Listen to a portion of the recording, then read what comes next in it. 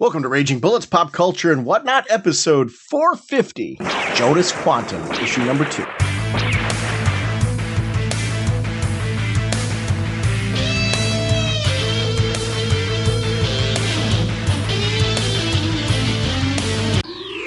Welcome to Raging Bullets. I'm Sean Whalen, drnorge, and I'm joined as always by my co-host Jim. What episode is this? So says the sensei of the Whatnot, Duke of and the elder statesman of the podcast.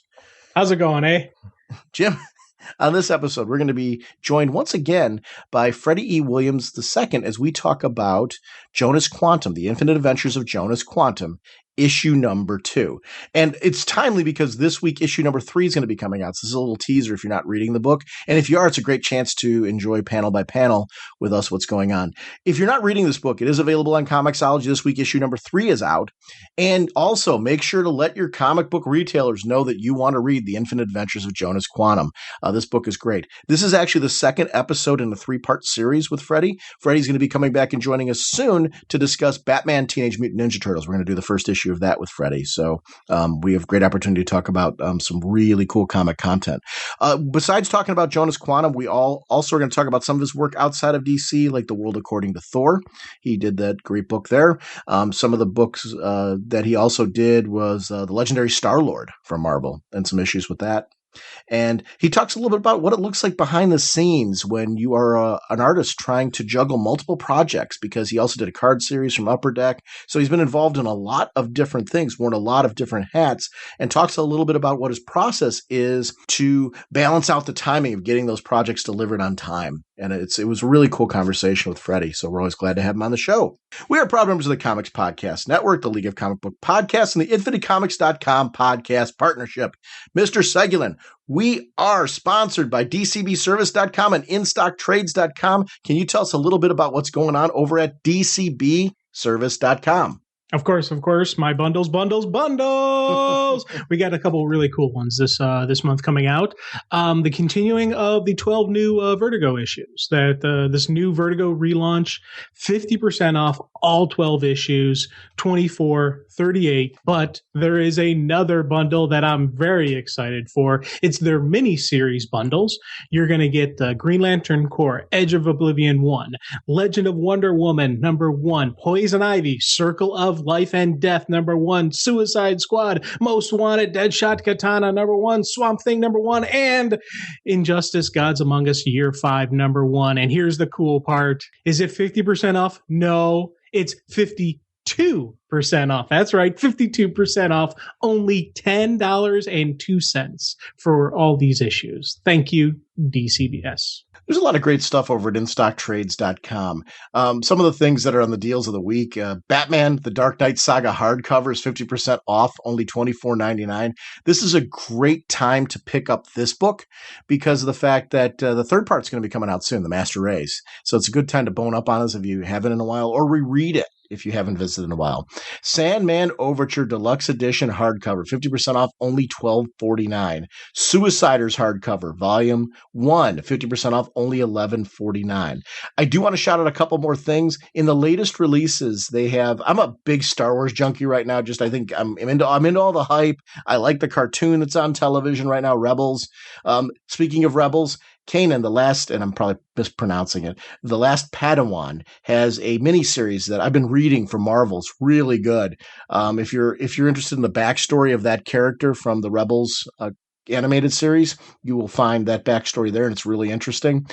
But probably the one I'm most interested in is the Miracle Man Artifact Edition hardcover. It's $99.99, but Miracle Man, if you haven't read it, it's one of my favorite stories of all time. It's on my short list. It had work from Alan Moore. It had work from Neil Gaiman, just doing amazing stories.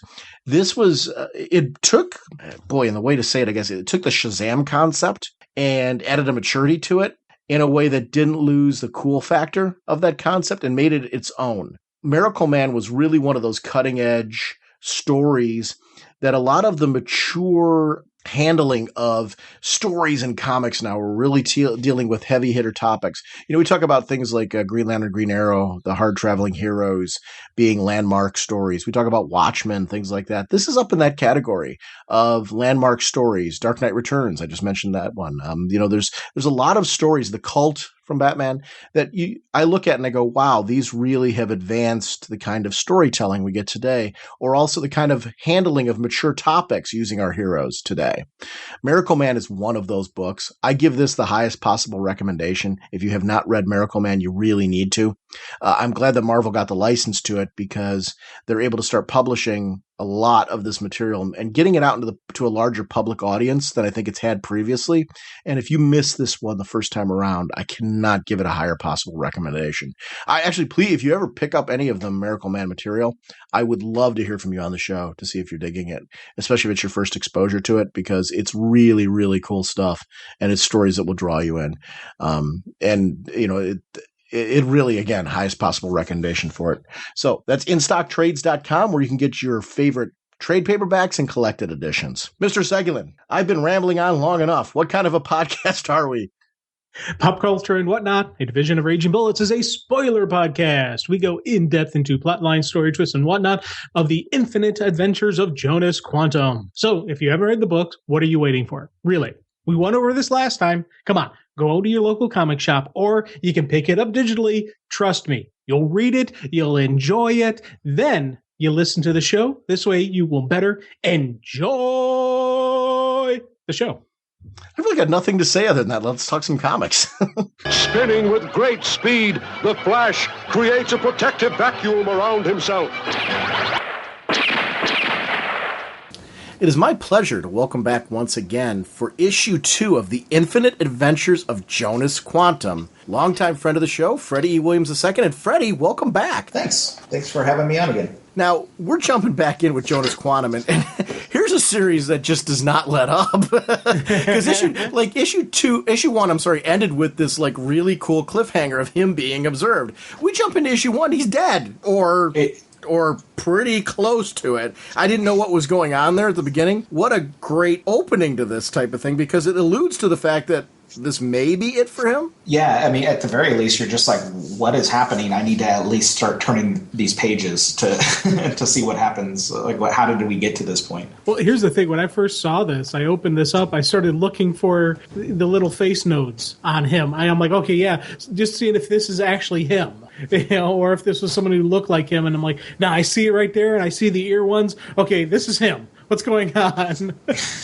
Yeah, he has a bullet between his eyes, or on his forehead, rather. He's dead. Yeah, and I tell you, I loved just the look on his face when he's dead. Plus, also just again, full credit over to coloring, where you see the blood seeping down into his eye, and it's a really beautiful, gory scene. Thanks. Yeah, and anything with Chris Sotomayor, even the cover and stuff like that, he really knows that the cover for issue 2 conceptually is would be a difficult thing both to illustrate, but especially to color. And it's something that I can always trust that he'll come up with a cool solution for it and bring something that I hadn't anticipated myself. And that's really where working, having like a group of people you can trust to work with, that you don't have to do it all yourself. You can just turn it over to them, and they'll come up with something that you would have never even thought of. As the day progression happens here, again, we see, that a day progression, to the point of what we were talking about on the last episode, about the sense of each issue being an episode, but there's like an overarching story, which I really love that's happening so much in really good television now, where there's a smart overarching story, but the issues feel contained. The ruins in Mexico, I love that there's a new location being introduced, and this sense of, okay, he's doing, there's another mystery, another exploration that he's doing. We see him, climbing inside, and there's this sense of history that he's exploring. He wants to know more, and any chance there is for him to learn something more, this smart man will keep doing that. It does have that adventure aspect back then that I mentioned earlier. There's a little Indiana Jones piece to this that, kind of happens when we start seeing him exploring new places that mixes in with the sci-fi. I like that it's a lot of pieces, parts of things that I find very, very cool, that when you put the little pieces together, they just gel in the right way. Adventure was very much a part of this, which I didn't expect at first with the sci-fi theme. I love that in my sci-fi, though. Yeah, and it makes for a good complement because it gives them something that's fun to do, and it makes it exciting and interesting.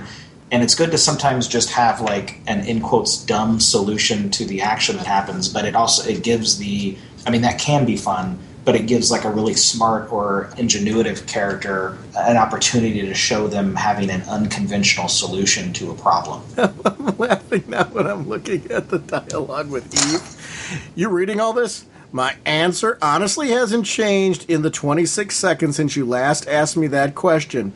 That is something that I really love about their relationship. We're getting two different stories in a good way.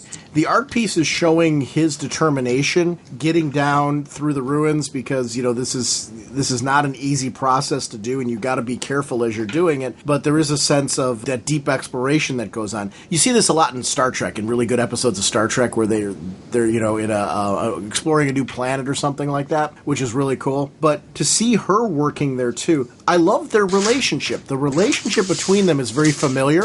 Mm-hmm. It's clear that there's a long working relationship, and that's something for us as readers, getting to know them both. It's really important to establish that early because it just gives a sense of, I know them. I'm familiar with them now on episode 2 of the show. This does feel like a TV show to me in a really cool way. Yeah, that's in large part because Mark has such a history of working in television for years. So you can do interesting, cool stuff in comics that you can't do in TV, or it's a lot harder to do in TV. Like, they have budgetary concerns and all these other things. So telling a story like Jonas Quantum on TV would be a very expensive endeavor. All these different sets and cool devices and all this other stuff, special effects. But in a comic book, your only real budget is time. You have time to contend with, but it's good to, if it works in one medium, then to try it in another medium. So in other words, what I'm trying to say is, Mark is very good at writing stuff that's good for comics, but he's also brought over stuff that works from his TV experience and is applying it here as well. Visually, the way you guys put this together also has that television feel to it. Yes, it has the story being told. I easily see this as a TV show, but just like your visual usage of your camera angles and just the perspective we're looking down, it looks to me like a television show. Like that opening scene when he's first rappelling down into that Mayan cave or the Aztec cave, you see that downward scope, and I could see that being a TV shot very easily. Thanks. We actually talked about in our initial discussions was to have a lot of wide angles frame wise to be panoramic-esque. Something I realized in laying out the first issue is that works for a lot of different types of shots to have this wide angle. When coming, actually probably even on page 1 or 2, I guess it would be page 2 of the second issue here, it dawned on me that, at least in storyboard language, you can have a tall panel, so to speak, but it's because it represents a pan down of the camera. So if you looked at a storyboard, normally they would literally draw little rectangles over this tall panel to show and they'll draw an arrow to show the camera is panning down this page or zoom, moving over the top of something. What I'm getting at is, even though we were trying to do a lot of wide angle sort of stuff to make it look cinematic or TV-esque, and we still do that, even in the tall panels, I still approached it in my mind as if it's a pan down of a camera, as opposed to one big tall shot. It's hard to describe, but it was an effort to try to keep that consistent. This reminds me of cool video games. I'm a big fan of the Uncharted game series from on the PlayStation systems. And one of the things I really love about that game series is the sense of exploration, but it's always got a great story that leads into new areas when you go there. And I was looking as I was looking through Jonas Quantum, kind of crawling in this area, I'm like, wow, this would be a great new level in a Jonas Quantum game. I mean, I could see this being this really is a unique property in the sense that I've referenced television with relation as I last last episode I mentioned film with relation to this. I'm looking at video games with relation to this. This is a property that I see having very interesting, diverse appeal on places you could use it, which is really interesting when you've got something new that's out there. I mean, obviously, it's a comic. It works great in comics because this is what's getting me excited. But I think great comic ideas lead to those leaps of like, oh, I'd love to see it here. I'd love to see it here. I'd love to see it here because of the way that the story unfolds. And I do see this being, I would see this being a really cool video game. I would want to play as Jonas Quantum. That's great. To me, I'm just concerned with trying to make a good comic. I mean, if any of those things manifested, then maybe that would be neat. But to me, the end goal is for sure to me, the comic is the end goal. Oh yeah. And I think I've literally been approached by somebody, obviously somebody who didn't know me very well. This has been multiple people actually over the last 10 years or so, where they literally email me and say, I don't really care about comic books. I want to do a movie or video game or whatever, and I want to make the comic book an avenue to get to that. To them, it's a higher thing. To use the comic book as a stepping stone they don't really care about, just as a way to create a visual language or something that they can hand to a producer to then get it made it as a movie or something. That's totally viable if that's what they want to do, but that turns me right off because that to me says basically I'm making an in quotes a poor man's movie or something. I know that that's not what you were saying. What I'm getting at is, to me, what I'm interested in, what is making for an interesting comic book, even if it's like using storytelling devices or visuals or something that wouldn't really translate. To me, I'm just whatever it is that's cool to me. And the same thing with Mark, we're just trying to make it a cool comic. And if it never goes anywhere else, that's totally fine. We're just trying to make it something that we are interested in, in this format. It would be neat to see a comic book that I'm involved with turning into something else, but that's never necessary for it to be a success to me. To me, the success is in us communicating these ideas in a way that is creatively fulfilling for the comic. And if you don't do that, I don't care about seeing it elsewhere.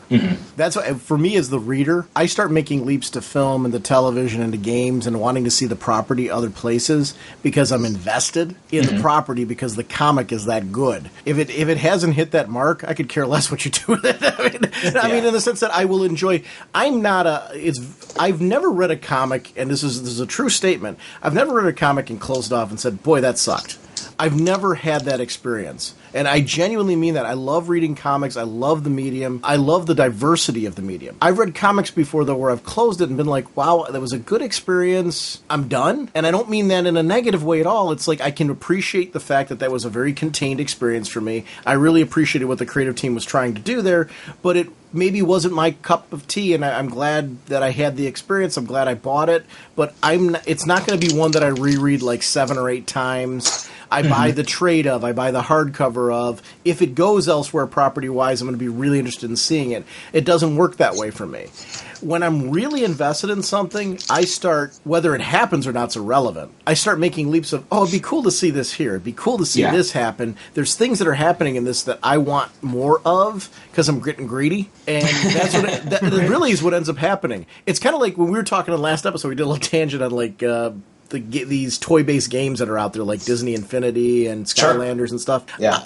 Disney Infinity, what I like about it is I love the properties of the characters. I love the fact that I'm a big classic Disney animation fan, so I love the fact that I can take characters like Mickey Mouse, and one moment, like, Mickey's dead, and weird thing to say, and I throw in a Star Wars character, that character dies, and I throw in Mulan, which I'm a big fan of the Mulan movie.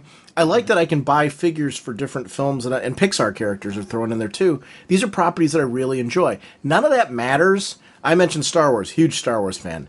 I mentioned the various Disney iterations, modern and classic in there. I'm a huge fan of that stuff. None of that matters in that game if I'm not already invested in those properties. That's what ends up happening when you're into something. But it doesn't work, and you don't care if the original product wasn't awesome. And that's where it's cool. And you're right. Your point was really relevant, because what ends up happening is, how do they think that that's going to make it to the screen if the comic book is the poor man's version? Because that philosophy just never works. If you don't understand great comics and how to make great comics, people aren't going to demand to see it anywhere else. Yeah. This I want to see. This I want to see elsewhere. I care. Yeah, the emails that I had received that's about that, first of all, I'll reply back to them and say that exact thing. If basically that turns me right off. I think what they're hoping for is they just want to find a guy who will, for little to no money, do all of the design work and sort of like something that can be used as storyboard suggestions or something that they can hand to a producer and say, try to get their film pitched and made that way. So basically they're looking for somebody for cheap or no money to do all of the development work and then use that to hand to, not to really resale, but just to hand to a producer. That's what they're hoping for. Which means, especially if you like telling stories, which you so love so clearly through your artwork and really evoking an emotional connection to what's going on the page, that becomes disheartening because there's no point to that. Or it's hard to get motivated for that because you're not going to be hitting your readership the way that something like this does. Yeah, that's how I feel. And that's the important part for me. I like cross media now. I really do when it's done well. Let's use the flip side of it. You know what really frustrates me? Obviously, I'm a gamer. I love that kind of stuff. I love film. I've always grown up loving film. I love when there's well done comic book adaptations of things. And I shouldn't say adaptations, comic book extensions of things. Because I don't necessarily need to see the adaptation. I would like that to kind of be a news story in the comics where you have like comic creators telling me things maybe that didn't happen at a level in the game or didn't happen in the story, but they understand the property, they treat it with reverence, tell it in a comic book world in a way that like really is rich. I think properties that have translated from animation and from film and from television to comics now, there's a different bar and a different expectation with the fans. We have really cool companies that have crept up that are starting to really use those properties well and treat them with reverence in the comic book medium to the point where licensed comic books before were very hit and miss. Mm-hmm. I agree. To the point where you'd pick them up and be kind of like, it was a lot of actually what you were saying on the reverse end of it, where, the comic book is just being used as a way to pitch this. Well, if a comic book licensed property came in, usually it was very much like, we're just throwing this in here as a moneymaker. We're not really putting a lot of thought into it. Whereas now I think your companies like your IDWs out there are really producing, they're taking things like G.I. Joe, for example, and doing absolutely killer comics that like really make me go, wow, this is way beyond the animation I used to love. I love that. I think that's just a great avenue. Dark Horse did a Tomb Raider comic. Gail Simone wrote it. And I just adored it. I mean, it was really, I love the game and the game universe that was created. I felt like the comic showed it so much reverence, but then told me a new story, gave me something special that I felt was an extension. That kind of stuff I'm a fan of, and I really think that bar has been set very high and needs to continue to be high. I don't ever want the comic book side of it to be the throwaway. It frustrates me as a fan because I care about the properties. And I want anything that I'm putting my time in. I think it's because I've got too many hobbies. I'm a little like Jonas Quantum. I don't want to spend a whole lot of time on something that isn't of value to me. I'm connecting with him in a way I didn't expect. Yeah, and I agree. I mean, I give a lot of props to IDW. They're doing, some great stuff in a way that it doesn't feel like a cynical sort of cash grab or to, in quotes, gauge sort of like the interest of the fans on a property or something like that. It's because, and I've met a lot of the IDW editors and stuff, and I can tell that it's coming from a legitimate, organic place that they have love for these properties as well. So, yeah, I'm on board with you. We're on the same page. I think comic books have really, I love that there's more companies coming on the scene. And as these companies are coming on, each one has their own unique production values, if I'm making any sense at all, where the way that they're, the kind of paper stock that they use, the cover stock that they use might be a little bit different. They've got like a theme that's the company. There's a lot of different usage now of various multimedia properties in comics now that in a way that I don't think I grew up wanting a lot of this stuff. And that's not to say that every licensed property that hit comic books was bad when I was a kid. It wasn't. There were some really good ones, but it really was few and far between. Yeah. When you got hit, whereas I think it's the exact opposite now. Yeah, I agree. Do you subscribe to or watch the videos of a guy on YouTube named SF Debris? No. You know who that is? No. What? Oh, okay. He's a smart guy, very likable. And I'll send you a link. He talks a lot about, he talks about like a lot of sci-fi stuff or whatever, but he did a 9-part history of the rise and fall of the comic book empire, where he's talking about, he talks about a lot of stuff because he's not just talking about one company, but he's talking about some of the licensing stuff. He's using some of the same sort of terminology that you're using currently, which is why I thought maybe you might have heard of him or watched this. But he was talking about some of the WWF adaptations into comic books or whatever that Valiant was doing when they started off. But anyway, he also does he reviews a lot of all these Star Trek series.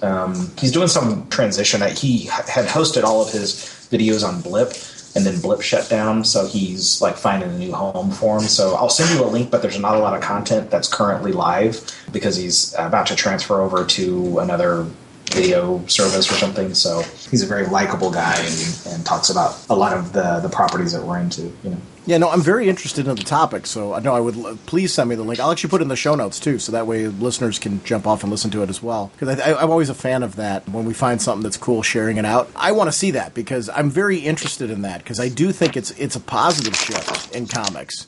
And I think people need to be aware of it because I think there's a lot of people that maybe grew up when we did and kind of have a bad taste for licensed properties in comics. And I think it's really important to promote the fact that, no, things are very different now when it comes to that. I think the bar's been set very pleasantly, very, very high, where if I honestly, without hesitation now, if it's a licensed property I grew up loving, I grab the comic for it because my expectation now is the bar's been raised so high by the ones that have been successful that's where things are at. And very few times now am I disappointed on any level because I do think we're in a different era with that. And it's important to let people know that. This part where he sees the window into the other universe and sees the multiverse, but I haven't seen this done too often where he gets a glimpse into the many possibilities of things that can happen in there, including his own death and a whole situation with her. Seeing that and seeing the beauty of it, it's rare we see him in awe. And I think one of the great things about that is when we do see him in awe,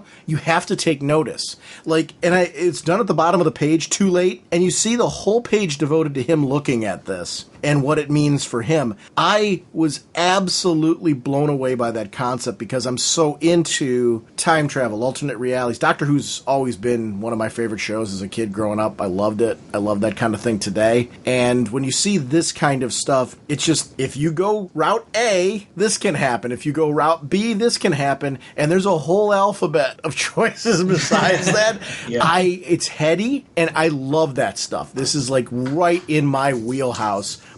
I'm glad that the decision was made to really take a page and devote it to this, because I loved his reflection there, where we're seeing like his awe and shock as he's seeing this, but also the comment to the beauty of it. Really, really well done page, and honestly one of my favorite ones, just because of the amount of content, but the fact that I felt like I was looking through his eyes. Great. Yeah, that's like the utmost sort of desired response. How do you do this effect with the shock and awe main face, and then you have the under image? Is this like layering? Is this what? How do you do this? Because it fascinated me, just the fact that we have such detail on his imaging, like the ghost image, his ghost imaging, but then you have all the other stuff underneath it. This was one of those pages where I spent like just a long time just watching, looking, and I take every corner and just look at the different images, going, "Oh, that's cool. Oh, wow, yeah." And there is an awful lot. This is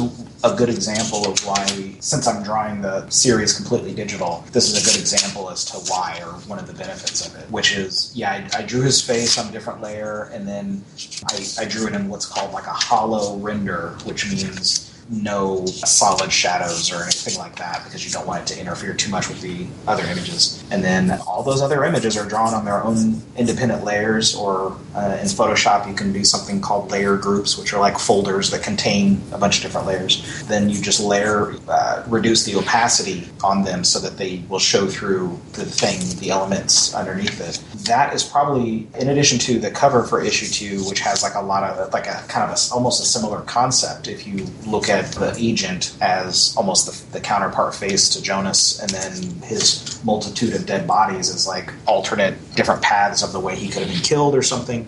They were hard conceptually to draw, and then it was even harder to make them or to have them make sense in color. So Chris he went through a lot of iterations for that page there. I think that's page 4 or 5, where we went back and forth over, basically he was kind of asking the same thing, like what is the intent? And then to try to describe that is very difficult. So we went back and forth quite a bit on it. But working digitally, I mean, the main thing was the benefit of working digital is to have as many options. You don't really have to commit to anything up front, so you can really toy around with it until everyone goes crazy and just says, okay, fine, we'll go with option 63. We didn't actually go through that many, but it felt like that. There's a lot of back and forth. The next page is one that I really loved because you have him with the same expression because he's speechless, but yet that's not as simple. What you see happening around him is what's the key. He's watching all this, and you get this real sense of he's being affected by what he's seeing. His hair keeps adjusting to what he's what's like happening with the wave of energy around him. Just seeing the fact that even though this is all happening to him, he's awestruck by what he's seeing, and he's speechless. And the beauty of what he's experiencing, that he is not reacting to the motion around him. I loved the sense of movement. It's very hard to do that when you got a static image where the guy his face is stuck to like what he's looking at, but there's a lot of movement around him, and these are flat panels where there really is no movement. There's a sensation of movement that I really appreciated with each panel as they were going through that. I love that kind of stuff. Great, yeah, that's, using, stat elements or duplicated elements over the course of multiple panels can give the passage of time in a subtle fashion, and if used correctly, it can show like very small changes in time. If you use it incorrectly, it can look like you're really lazy. I just use the same face over and over or something like that. But both Chris and I, with the energy effect and that sort of thing, we wanted it to feel like, and we do something similar in later issues with like a star field and stuff. We just wanted to take as many opportunities to do something interesting with the passage of time as we could. It's something that in a movie it would be the equivalent of, a static image, but then you see cigarette smoke slowly wafting through the scene, something like that. But in comics, it becomes very challenging to do, so you have to use some static elements so that everything around it that's changing becomes noticeable. That's the time-telling device. See, I love the shock and awe on his face. Just that look of, where, especially in the beginning, it could possibly be fear, but then by the end, you realize it's not. It's like, it's just beautiful. And I just love how just that awe that is on his face, which is how his eyes are, and just the way the way you crafted his face on this imaging was just absolutely wonderful, and add to everything you're saying about with the coloring and everything else about the artifacts going on. But there is still that basis of that face is just something that was like, that is just pure awe right there. And I'm like, wow, that's cool. Yeah, he's seen something new for basically the first time, and that he's not used to being wowed. It's a big deal to him, and it's good that comes across. For now, let's say you seal the tear and avoid arrest by the Mexican Tourism Board. She's trying to let him know, like, hey, you got this big thing going on here. He's still so awestruck, though, that, all right, I'll seal this up, but it's really beautiful. Like, he's still stuck so much in that moment. Like, we'd be freaking out. Wait, what's going to happen to me now? In his case, he's so captivated by that moment. I really loved the pacing of that, because it really added a greater sense of, we saw that visually, but again, his reaction was not done quick. It was unleashed over time, and that's really important to know. This book has an incredible, I know I mentioned it last episode, the balance of pacing in this book and knowing when to do things quick and when to extend things out for an emotional response is really something that I think this book has handled well throughout the first issue, really doing it well in the second issue, and it's something that's making me a huge fan. I didn't know that this was a limited series when I first saw the solicit for it. I thought it was an ongoing. I picked up the first issue and I read it, and I was like, then I'm like, wait, what? It's a mini? And I say that totally meant as the compliment it's meant to be. I already want this as an ongoing. And I mean, it's that I think anytime there's a really good limited series that really establishes characters well, as readers, you should want that. I grew up when characters were introduced often in a miniseries to gauge a reaction of the comic audience to see, you know, would this be a viable ongoing? Would people buy and support it if it was? Cloak and Dagger, I'm thinking of in Marvel as being one that I remember. Sure. I remember reading the miniseries of that and going, I need that. You know, I want more, please.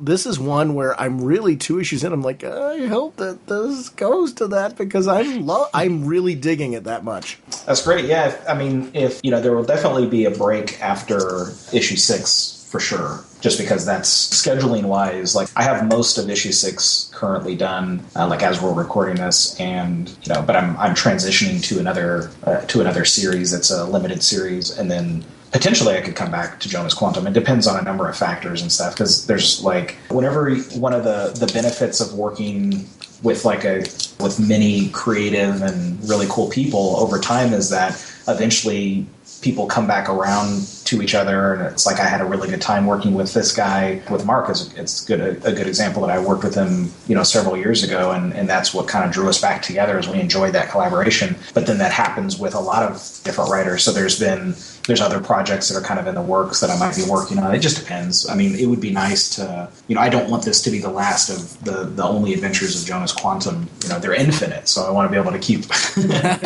keep telling them. So the fans need to demand it. Yeah. And I'm one of the first. I'm demanding it. So okay. I honestly hope it comes to. I think that really is a sign of a cool series when you start demanding that. This is where one of my favorite parts of this series is when we start getting into philosophical debate over these discoveries.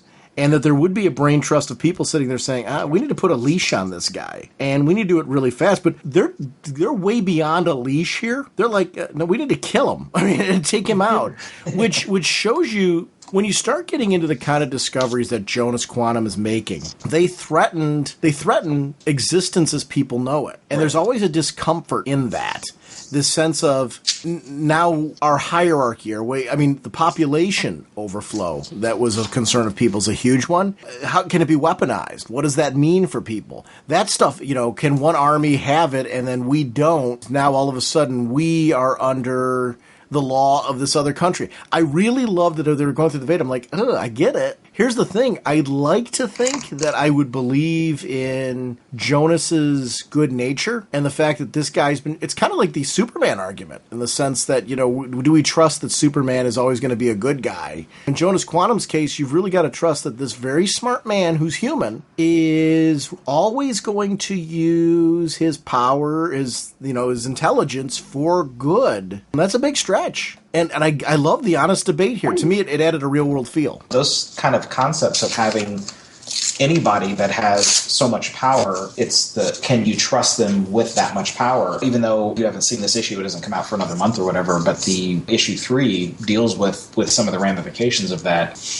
Not specifically the council, but the Continuum, which is the name of the group that is talking about Jonas. You know, although their decision is maybe extreme or radical or something like that, I understand their concern. You know, if you had basically a super genius who was several steps ahead of everyone, essentially ignored laws and that sort of thing, how can you necessarily trust that they'll do those things for, in quotes, good? You might not be able to. And if you're trying to control that element, if you cannot control it, then maybe the best thing is to either try to contain it or destroy it. That's their perspective. Especially with knowing that was stolen, it adds more weight to their debate. And it really makes you start as a reader who's really invested in loving Jonas Quantum going, if I was his buddy and I was talking to him, I would obviously side with him because he's my friend, but I have to say, listen, dude, here's the reason why they're feeling this way. And what just happened recently, the sad part is it kind of validates what they're saying. So we have to come up with a way to handle this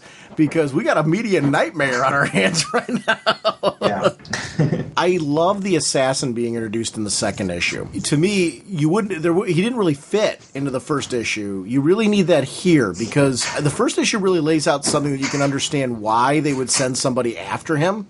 And in the second issue, to see this kind of person, this kind of, he's a professional who takes what he does very seriously, but he's very sadistic with it. He's creepy and scary in a situation where we've got a guy who's super smart that has invented a way to cure death. And yet, I really believe after this being introduced to this guy, that this is a guy that can do a number on him. It doesn't hurt that we saw in the beginning that he does do a number on him. The sense of danger for a guy like Jonas Quantum is often hard to establish. This issue does a really good job of giving me a sense of, oh, he's in trouble. Mm-hmm. Yeah, it's like if you're watching a movie and you find out that everyone has healing factor, like that Wolverine movie, where at the end, like everyone has healing factor. Like, what are the stakes here? But we establish as of page 1 that there are stakes. And again, beautiful gore. I did enjoy the torture sequences with this guy, and just Jim. You know, there's a beauty to the gore. There's a beauty to the torture that, you know, especially, you know, you start with, you know, the opening panel of him screaming, and then even going on where it's okay, it's beyond just a level of sadistic, and the looks again on the killer's face is just absolutely wonderful, where he's not heavy reaction to him. This is what he does. This is who he is. There's not an emotional. It's kind of like how Dexter used to get sometimes when he'd have somebody on his table, where he just had that calm level as he's slowly killing them and finally thrusts the knife in, you know, the chest. You know, I kind of saw that with this guy as well, that same type of mindset and just that level of you know, strategery that he would have go towards, you know, his torture and his killings. You know, you didn't use strategery in the last episode we talked to Freddie, and I'm very thankful for that. Is there something wrong with using the word strategery? I think it's the coolest version of the word strategy, right? Exactly. Oh, you enable him so much. It's like I count on you and you just let me down. It's funny when you said beautiful gore. I'm imagining like you on this like spinning sharpening wheel for like knives or axes or something like that, you know. But the Wicked Witch theme is playing from Wizard of Oz. It's like do do do do do do, and you're like saying beautiful gore. It's like you do have a very serial killer vibe when you say stuff like that, Jim.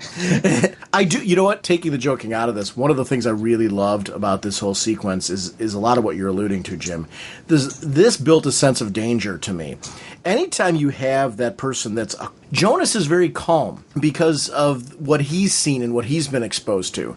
Now you've got the antithesis. You've got this very violent man who's very calm in what he does. And the way he's talking to his victim right there and explaining, hey, got a couple choices here. I can make this really much more painful for you and make it seem like it goes on for an eternity. Or, I'm very good at what I do. This can be ended quickly. Just tell me what I need to know. Then the phone call comes in. That whole sequence with the phone call, I'm like sitting here like, oh my gosh. It's the kind of stuff that you laugh at, that you feel dirty for laughing at, but yet you do, because it's so good. You really need a good bad guy, and this is a very well-developed bad guy. A bad guy, which makes him a good bad guy. Yes. Now, where were we? The posture and the way that he carries himself is really, really great. I don't know, that's leaving me a question. Do you find that you enjoy drawing more good guys, bad guys, or is it that you like the variety? Yeah, if you're drawing too much of the same thing, it's going to become boring or redundant or something like that. So it's good to have a variety of body shapes and postures and personalities and that sort of thing, so that you can kind of putting on a role-playing mindset or something. You can try to get into their mind and picture what their body language would be like and that sort of thing. You know, and some of that is indicated in the script as well, but it's good to have a variety of different types of personalities and body sizes. So, I mean, if I had to choose, I guess it would be, I would rather draw heroic people. Like, I'd rather draw more of that. But, you know, it's good to have the variety. One of the things that I really marvel at with you that I think you're so good at, characters carry themselves in a certain way pretty consistently. I'm not talking about like an emotional, like when I mentioned when we saw in the last issue, Jonas was kind of downtrodden towards the end and you see him slumped over a little bit. I'm not talking about that. I'm talking about the fact that, you know, Jonas carries himself a certain way. Eve carries herself a certain way. Our assassin carries himself a certain way. Do you have trouble remembering, like, the way that you have a character's posture, the way they carry themselves? Because you're very consistent with it. It makes the emotional changes to the way they carry themselves that much more meaningful to me. Oh, good. Because of the fact that you seem to really know each character and how they should carry themselves. I'm thinking actually the movement, which had like such a really rich variety of cool characters, that had that too. And it's something I really marvel at in your work. You're very good at that consistency. I feel like I know the character's swagger.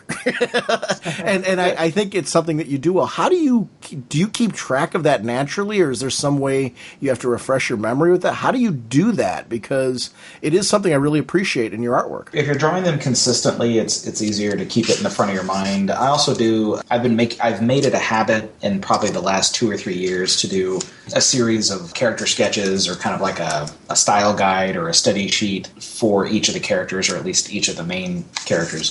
And then I also, as I'm drawing different character moments and establishing, like if I feel like I drew up an expression particularly well that demonstrates the character, I'll keep that in a separate file. So what I mean is I'll draw at the beginning of the process before I've even drawn any of the pages. I'll draw some face shots and a couple of body language shots of Jonas or Eve on a single page, and then I'll keep that in a Photoshop document. And then as time goes on and I draw them in another shot that I think kind of establishes their character, I'll make a copy of it, like I'll put it into that same file. So I'll build a cheat sheet for myself that shows like the range of their sort of emotions or just whatever their sort of posture. When it came and the benefit of that is if I take some time off, or if we don't see the character again for a while, whenever I come back to them, I've got all of the shapes of their faces and their types of expressions and that sort of thing right there waiting for me in a convenient cheat sheet. So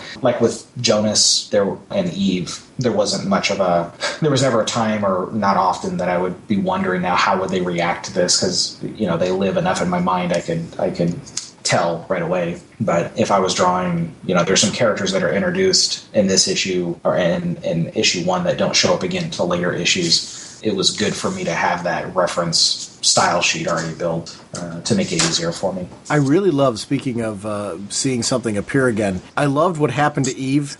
And we see her eyes kind of go into that same sequence from the premonition, or the multiverse that Jonas was looking at. I really appreciated those sequences. I'm like, oh, I saw that earlier. That's cool that's here now. And we're actually seeing things that he saw come to pass. The possibilities are opening up. That was really cool. I'm a fan of that. I love it in time travel shows and things. I really loved how that played out here. Cool. Yeah, like a foreshadowing type thing from earlier in the script, whenever the assassin gets into the complex. Yeah, I really like, because it added to the sense of danger to me, actually. I'm like, oh no, this is all coming to pass. Yeah, I mean, and he, in a weird way, Jonas saw it. So, but it's kind of like it's like if somebody said, basically, I've seen all the different numbers that could win the lottery, but you don't know which avenue it's actually going to happen with. So, like, I know all the numbers, literally, that, you can actually figure out every number combination for the lottery, but you don't know which reality you're going to be in, or that you are in, to for what the actual outcome will hit, if that makes sense. Well, because you don't know how you got there, and that part's really awesome. When Jonas wakes up in the bedroom, I was captivated by this because I didn't know where this was going to go. We knew that she was basically held at gunpoint. We knew that she had the thing on her wrist. I like that I don't know all of the tech that he's invented and worked with, like the nanites. I didn't know the nanites were there. I love that all of a sudden we got this, well, yeah, he's got these security nanites in place, and it gives him an opportunity to protect her. It says a lot about his strength of character, because she says to him, you should have let him shoot me. He wouldn't do that. I like that we know that he's a good guy. There is he wants to keep these creations out of people's hands until they're ready for them. He really wants to do good with the things that he's doing. Even though he's super smart, he hasn't disconnected from his humanity. And it makes him a unique figure in that world of really smart, well-developed comic book characters. He's something a little bit different. I like that. He's adding something else to a mythos. Yeah, and it also gives you a moment of confusion there when he's like, Axiom. Mm-hmm. What? Yeah. What does that mean? But I think that even whenever I was reading the script, I was surprised by the outcome of that, which is basically the assassin. He's so good that even as he's being blinded, like he can just take a pot shot and hit his mark. You know what I mean? Like he doesn't even have to see Jonas to really accomplish his goal. He had some really good shots there. Headshot, heart. He two to the chest. One looked like it was in the heart. Head. That's some pretty skilled shooting there. He's good at what he does. He's the best at what he does. Well, I think Jonas Quantum would have a question about that because I loved I did not see this part coming. I'm like, oh, is Jonas going to get up? Is there's some way that the death cure is going to take care of this? What is? I felt that I wasn't paying attention to the page count. I was just going through and enjoying the story. I didn't realize that we weren't at the cliffhanger. I figured that might be the cliffhanger, and all of a sudden, nope. Here he is. Jonas is back, but it's not it's a different version of Jonas who's come in and said, listen, if you think Quantum and you are going to keep doing this in multiple different universes, I got another thing coming. He is here because he doesn't want this bleeding over into his world or any other one, because if they're successful anywhere, they are going to start going through the multiverse and taking care of the various versions of Jonas Quantum. His thinking was like, it gets really heady there, because I'm like, wait, what? So they're going to all travel through the multiverse because they don't want to risk the chance that another Jonas Quantum will hear about this and come back, so they would go kill him. It makes sense. I get that you would do that, but that means then that he's got to now go to every universe and take them down and send the message. This is a Jonas Quantum that has been through it before and survived. I loved this whole aspect of it because it blew my mind, because I was like, wait, what? So then he's doing what now? and why I love that kind of stuff where I'm like, that's cool. That was one of those moments. Are you looking at issue 2 where he's laying in bed? I can't remember what page number that is, but can you tell me the page count, or I'm sorry, the page count, the day count on that? Well, does it say a certain date, basically? The agent first arrives. It says day 13,031 died. Right. That was the last day count. It's funny, we had to pause the recording right now because Freddie revealed to us that this is his way to resurrect the Jonas Brothers. They went away all too soon. So he just said, we're going to keep putting more Jonases in every issue till we have a band. It is interesting with Jonas Quantum, the fact that you have multiverses and the Jonases can travel to different worlds and things like that. You can have an endless possibility of the kind of stories that can happen with this world, because it opens up a lot where, Jonas could wind up having a reason to go to an alternate world and see the way events would play out if he took a different action. And that part is really fun for me, when you get to see events that maybe even some of your favorite events from the series happen differently. Like if this pivotal moment didn't happen, this is where it would have gone. Or if this moment did happen that was prevented, this is where things would have gone. Maybe allowing Jonas to make a decision based on what he sees. I've always been a fan of that. It gets heady. It's a big, cool part of time travel as a concept, though. It just opens up, really, that you can tell any kind of storytelling with the characters because you can go anywhere.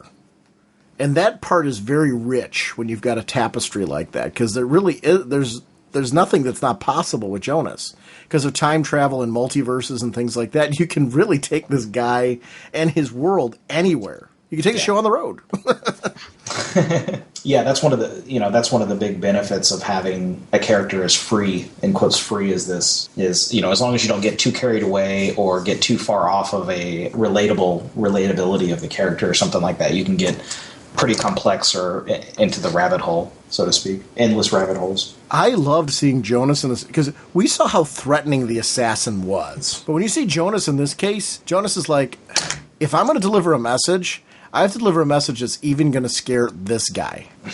And this is a guy who, like, lives for this. When he delivers it, the close-ups you get to it, I mean, this is a very different attitude and way of operating for Jonas Quantum at an emotional level. Like, we've seen him get emotional about things, but never this emotional. He is really, at this point, angry, but there's still that Jonas Quantum control that's there. But, man, is he measured in the message that he's delivering, and he's delivering it with a strict kind of venom that you don't see from Jonas, but you totally get. The dialogue matches the artwork in such a way here that assassin, by this point, I hate the guy. I was a little scared for him. I was a little scared because Jonas is looking at us when we're doing this. Yeah. Jim, you know what? He actually started this rant when he heard you say strategery. On stage, whenever I was being at San Diego Con this year, I was on the little, like, at Petco Park, they did this series of different interviews and stuff, and Legendary was helping to host it, and I went on stage. Oddly, I was almost the opening act for Slash from Guns N' Roses, which is very strange. He was the talent that they brought on right after me, and so he did a little mini concert. So it was I didn't know that until I was, like, walking off stage, and then I heard him talking about it, and then I passed by Slash. Anyway, I said, instead of omniscience, I said omniscience, because that's how it always reads in my mind. Like, whenever I'm reading it in a script or something, if there's the word omniscient, it reads as omniscient, because it means the same thing. I'm assuming that would be like the root of the word or something. It would, sentient is knowledge, and then omni means knowing everything, and that's what omniscience means. But on stage in front of, like, not a huge crowd, it was maybe 50 to 60 people or something like that. I said that very nicely. The interviewer corrected me. He was like, did you mean omniscience? And it took me a second to kind of realize that those weren't, because if you say extraordinary or extraordinary, they're spelled the same. Both are correct, and that's, in my mind, that's what omniscience and omniscience was. So it's okay. Strategery still flies. I understand. I know. It's a great word. It's that strategy plus. The only thing I would change about that story is you got to, like, reverse it and just say, and Slash passed by me.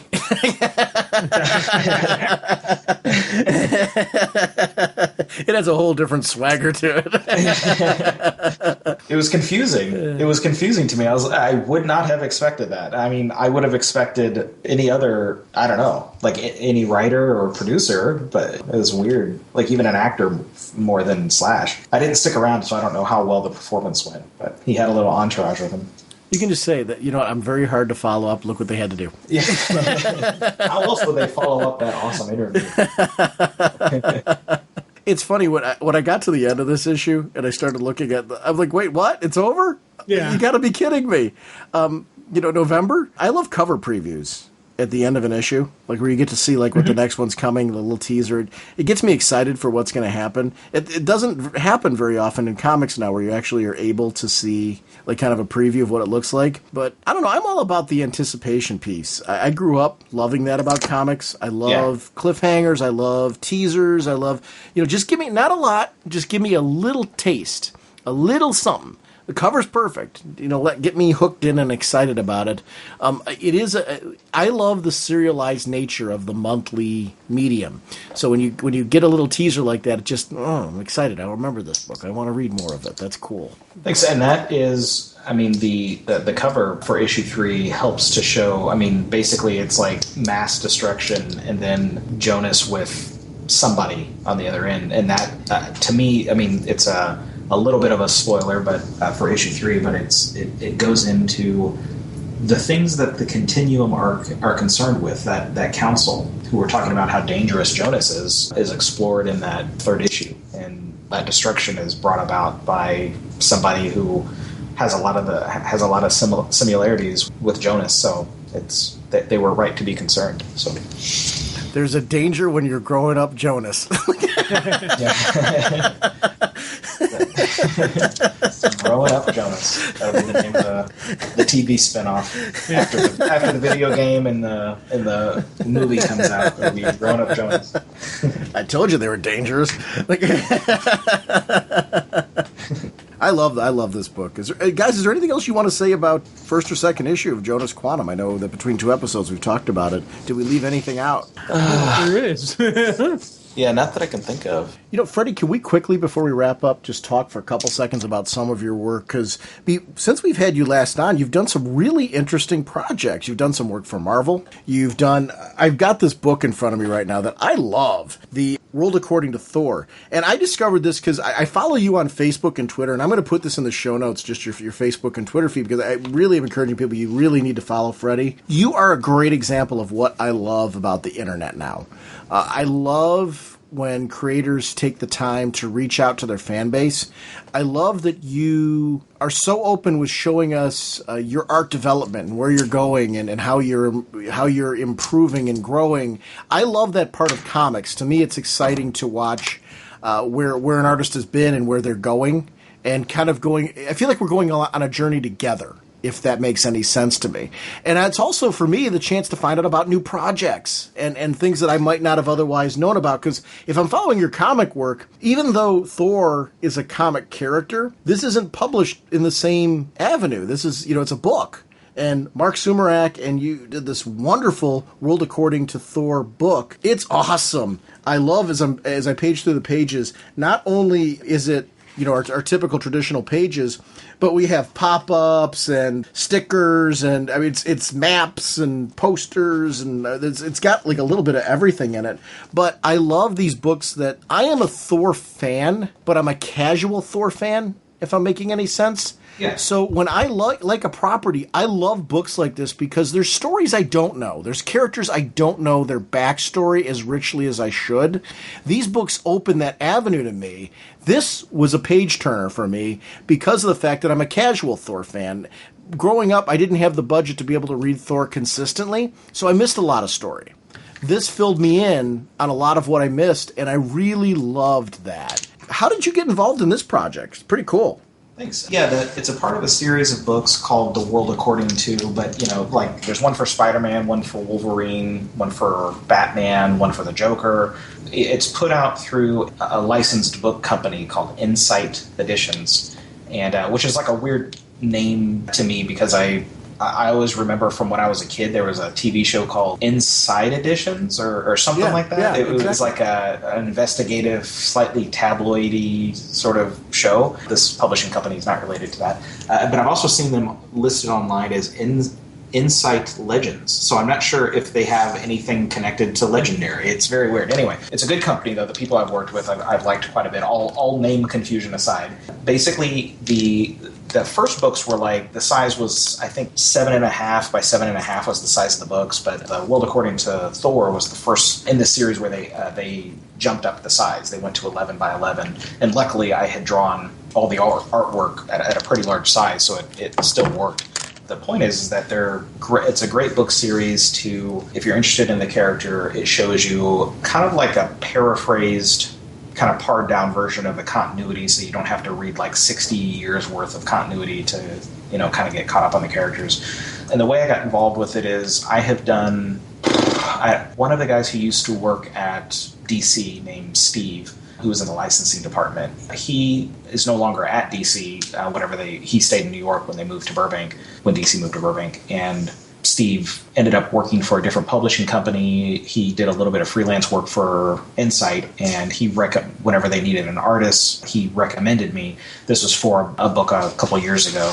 And then since then, there's been a couple of other books that have come up. I did the covers for The World According to the Joker and The World According to Batman.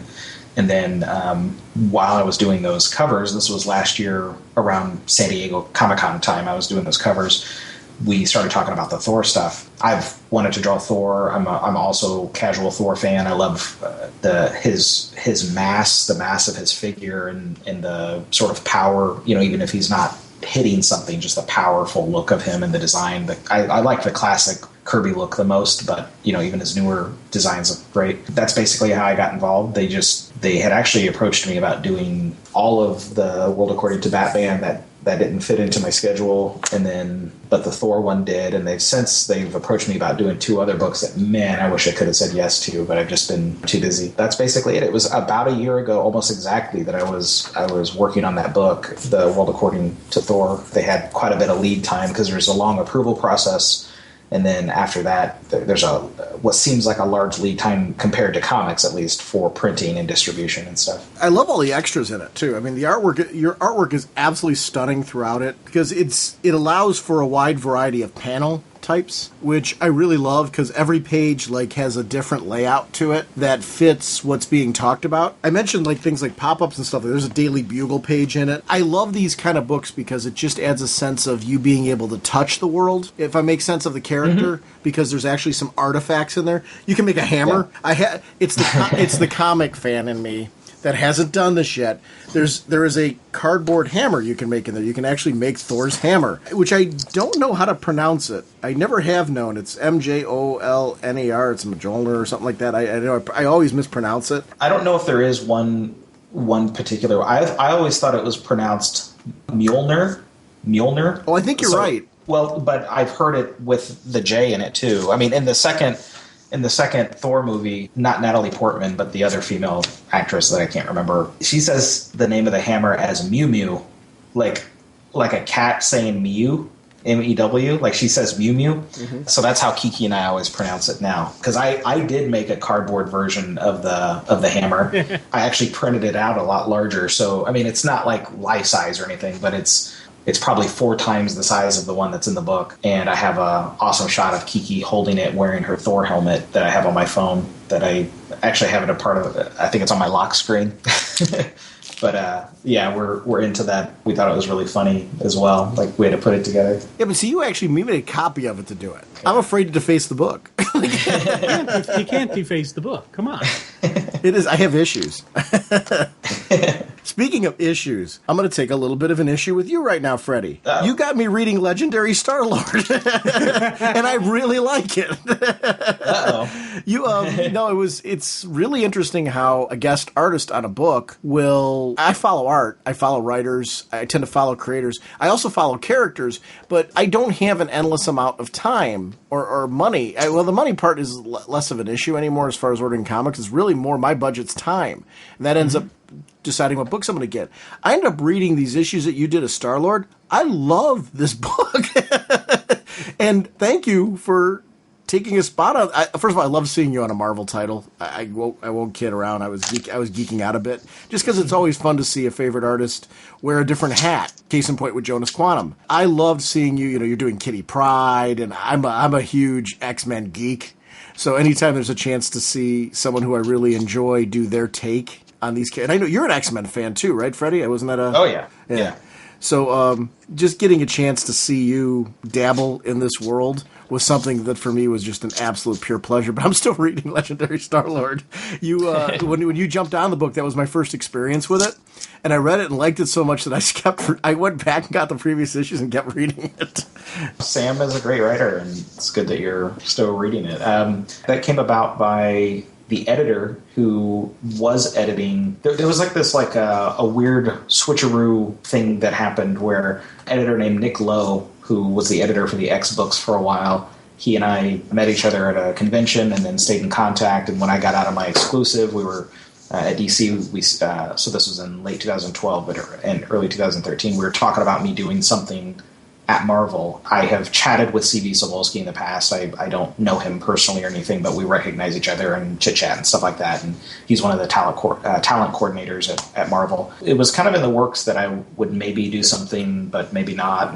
And part of that is totally understandable that if you have like a regular artist on a series and they're doing well, it doesn't make sense to like put them aside to bring on another guy, especially if you've not worked with that new guy. It's better to be loyal to your regular artist. So then I started working on some X-Men pages as a portfolio. I did like a 7-page portfolio. It took me over a year to finish these 7 pages because I was doing it in the background when I didn't have anything else to work on. So what that means, because I almost always am busy, is that I was taking the pages with me on conventions And if I was in an airport for like an hour waiting for a flight, I would work on one of the pages for an hour. Once we got to the convention, as part of my warm-up for the convention, I would work on inking one of the panels or something. I would X out a bunch of stuff that needed to be filled in with shadows and give it to Kiki so that she would be my wife Kiki, who would be filling in blacks in the background or on the figures or whatever, just wherever there's shadows or what are called spot blacks, so that some progression, as long as there was just some progression being made on the pages.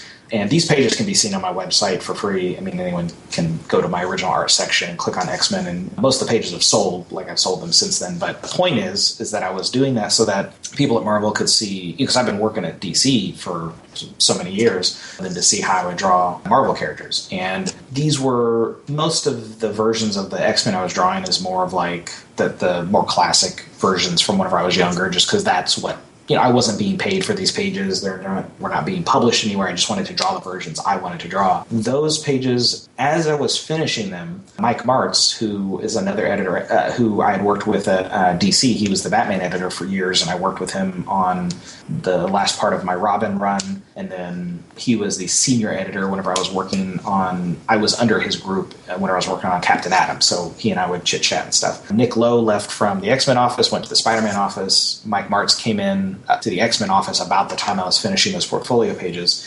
I don't know if he already had me in mind or if he saw the portfolio pages and it impressed him, if there was some combination. I honestly don't know. But he brought me on to do the Star-Lord issues. I only did 3 issues. I would have liked to have done more, but it just didn't. Those issues in combination with the Thor stuff, and then I also did some Upper Deck sketch cards, and the subject matter was all Marvel, was like, that's the most Marvel stuff I've done thus far. There's plenty more characters I would like to draw at Marvel and stuff. It was really fun to work over there. It was like a different set of toys in a different sandbox, I loved your Kitty Pryde. Did you have to develop your own sense of what is my Marvel style? I guess there's some of that. I mean, it's kind of the reason that I drew like the X-Men portfolio pages and stuff. But yeah, it's like, because you don't want to ape another artist. Aping means swiping from them or right. Basically borrowing all of their abbreviations and stuff, because there's like a vocabulary that might not carry over, but you don't want to straight up steal their interpretation where you're drawing their version of it. You still need to draw all the costume details, but it's like the shorthand for their face and their expressions and stuff.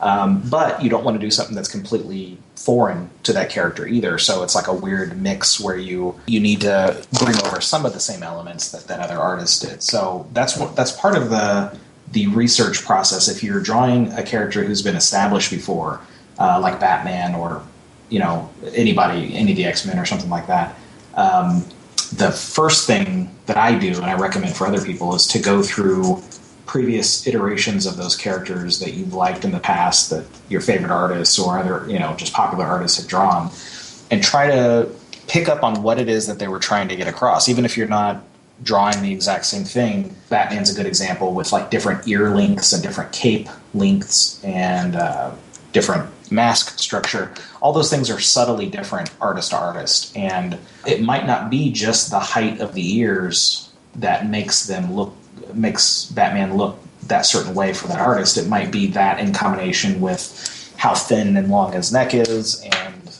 how big his shoulder pads are. There's all this like a formula that comes from it, and you might be able to derive something from that. Anyway, it's kind of the same thing. I mean, Kitty Pryde I had drawn in my X-Men portfolio pages, so I had a little bit of a leg up, so to speak, on what version I was drawing. But I had never drawn Star-Lord before, and there was plenty of other characters. It was great, though, the first issue I drew of Star-Lord, that I got to draw, a big fist fight between Thanos and Star-Lord. That was really a really cool issue to come in on. I was pretty lucky on that. I loved seeing you on that run because you got to touch with some really cool, like Thanos. I mean, that's a great character to be able to touch on in your first issue.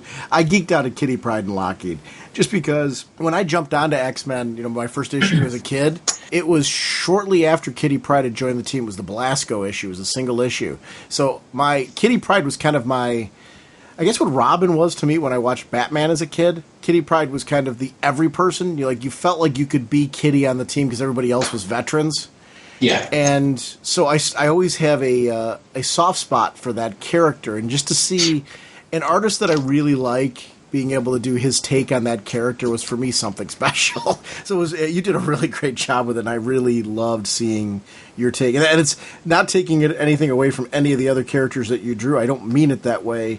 It's just when there's always that like fantasy of like, oh, I'd love to see this artist do that. Seeing you touch on a favorite X-Men character was something for me that I'm like, oh, I loved it. I was geeking out because you've touched on with Robin. It's like one of my favorite characters of all time. Now to see you on another favorite character of all time that I never expected. I mean, see Freddie on a Marvel book. What? For me, that was a geek out. Thanks. Yeah, it was actually a geek out for me, to draw them as well. I think the most, if you were to look at those X-Men portfolio pages, you would see, there are some other Marvel characters that I really enjoy, like, Captain America. There's a long list, but that incorporates, the portfolio pages incorporates a lot of my favorite X-Men, and maybe I did not find a way to incorporate Longshot. He's notably absent from those pages, but yeah, it was really fun to draw those, and I would love to do more work at Marvel. DC has been very good to me, and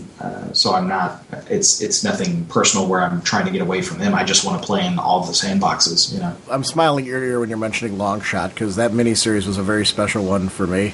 So I would love to see you doing something with Longshot. And to me, even though, the character is cool, Longshot is cool, like his powers and stuff, but it is almost entirely based on, who knows, I probably wouldn't be able to do this. They wouldn't let me because it's so out of date, but like I would love to just draw the Arthur Adams version of Longshot. I think the name of the band that, Arthur Adams got the haircut from was Gajagugu or Kajagugu or something like that. Some like that really funky hairstyle that Longshot had. It's kind of like a mullet, but it's also spiked and weird or whatever. But that is Longshot to me. When I see newer versions of Longshot where he has the short cropped hair and stuff, it's Longshot because they say so, but it doesn't feel like it.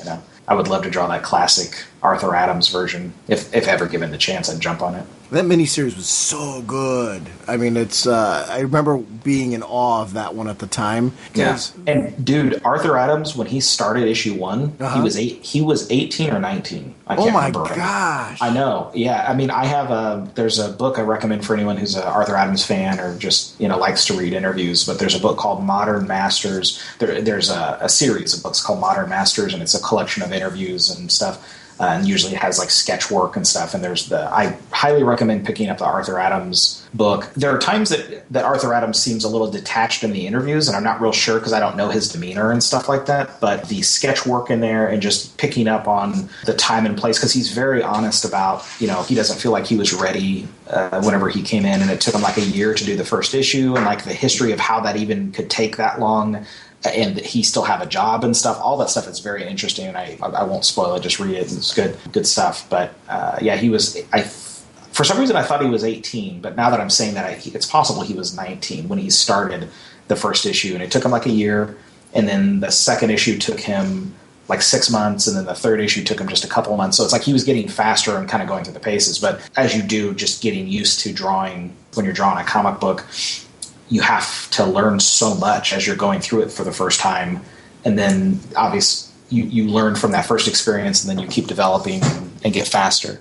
Anyway, I can just talk about Arthur Adams all day, but I love his stuff. So that, to me, it would be about like trying to connect with the character because I love the artwork. And that first, or that mini series of Longshot, and then the New Mutants one-shot where they all go to Asgard that Arthur Adams drew, and then the Fantastic Four 3 issues that he drew or something like that. All that stuff is like, in my mind, made quite an impression. That book was published by Tomorrow's Publishing, that Modern Masters. It was book 6 of the series, and it's a 128-page book. That book looks awesome.